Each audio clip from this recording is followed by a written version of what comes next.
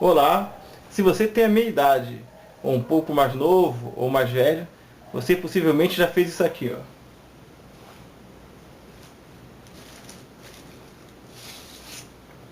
Vamos lá.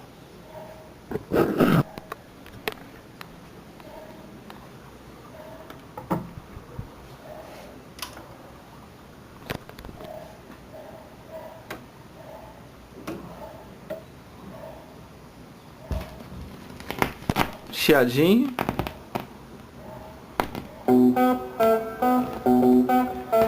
Pois é, os anos 80. Nós vamos falar de rock Brasil dos anos 80. E o livro escolhido,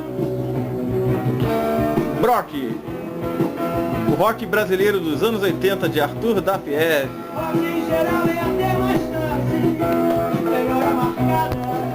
Vamos lá!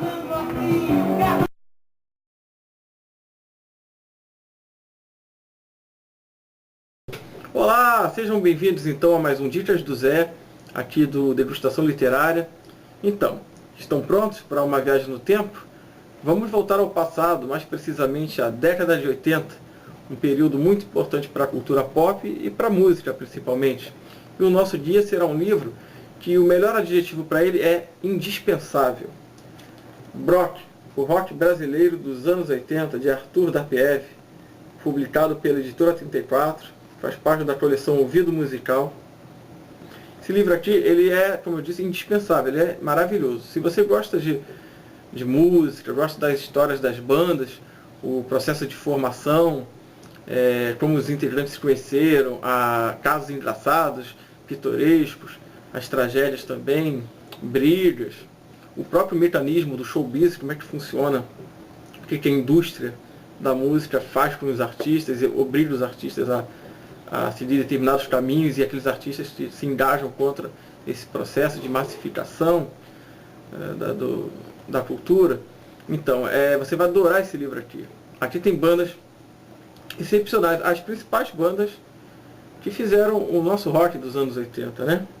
Então você vai encontrar Titãs, Paralamas do Sucesso, Blitz, Kid de Abelha, e eles são separados por capítulos. Os capítulos tratam de cada banda. Apesar das histórias serem interligadas, os capítulos são separados por banda, contando precisamente a história delas. Aqui eu abri aleatoriamente. O Traje a Rigor, Agente Provocador. Roger soprando um preservativo aqui, uma camisinha, pelo palco dos anos 80.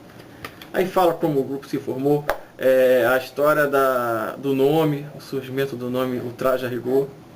Também a parte do Barão, aqui, ó, Barão Vermelho, vulgo rock and roll, capítulo destinado ao Barão. Aqui conta como o Cazuza foi recrutado. Tem até uma história muito interessante, que eles foram, no início de carreira, eles foram fazer um show em uma praia aqui do Rio, e começou a entardecer, e os organizadores do evento não haviam providenciado iluminação. Então, os carros que estavam estacionados, eles começaram a ligar as luzes dos faróis e iluminaram o palco. O que seria assim um tremendo fiasco se tornou algo assim tocante, maravilhoso. Eles tocaram como ninguém. Então são essas histórias e muitas outras que temperam esse livro aqui. Ele é perfeito. Tem o RPM, do Paulo Ricardo e companhia.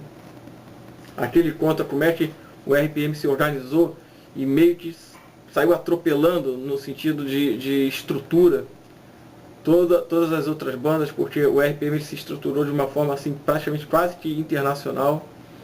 Conta também como o Rock in Rio serviu, o primeiro Rock in Rio serviu para profissionalizar na marra o que antes era feito tudo meio um pouco no improviso.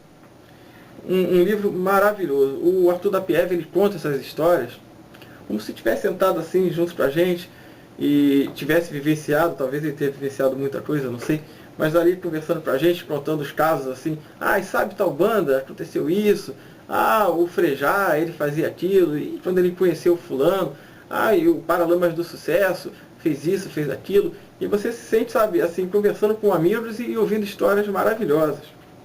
Além disso, esse livro ele possui uma discografia, isso é essencial em qualquer livro sobre música, né? Uma discografia que te ajuda a guiar você nas escolhas para conhecer, ou então rever, se você tem em casa, você sabe, te incentiva a rever determinados CDs, determinados LPs. Eu tenho ainda muitos LPs dessa época. No final aqui do vídeo eu vou postar umas curiosidades sobre uns LPs bem rapidinho, vai ficar interessante.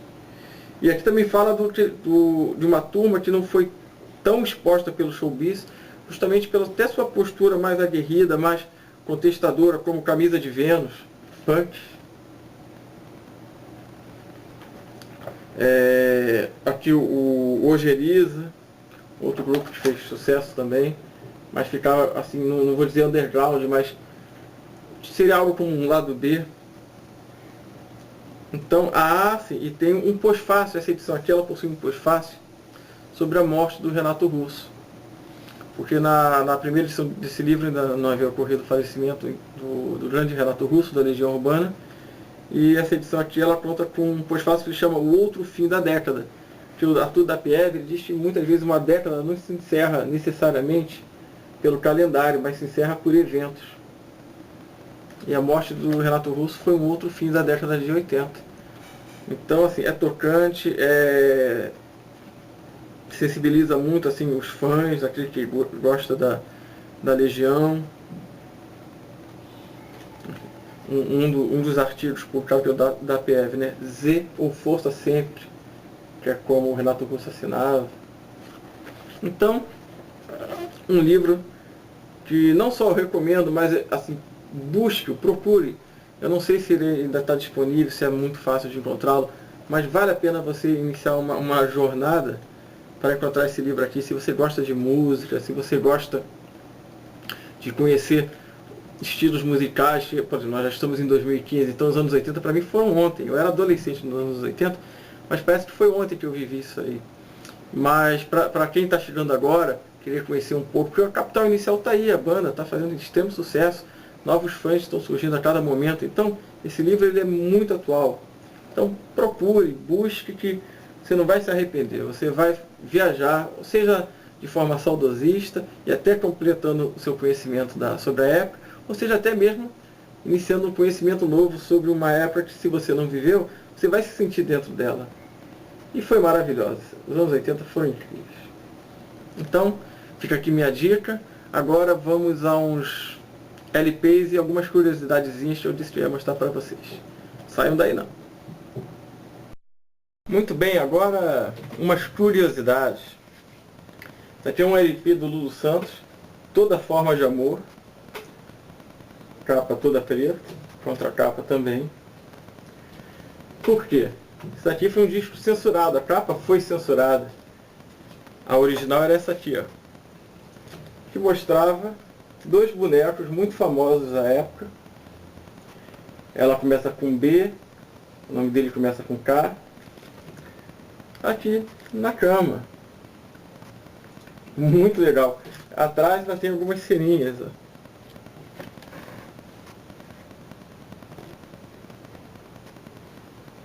Então essa capa aqui foi recolhida e substituída por essa preta aqui.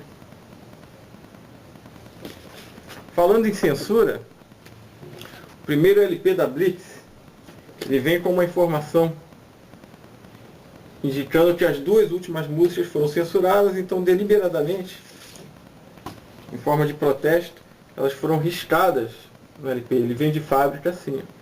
Não sei se dá pra vocês verem. Vou tentar fazer um joguinho aqui assim pra... Foram riscadas em protesto. Bom, esse aqui, Concreto Já Rachou, o LP da Plebe Hood.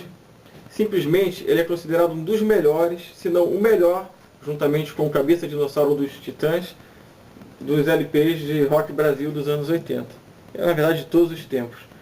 Ele é chamado de mini LP, não pelo seu tamanho, mas porque ele contém 7 músicas.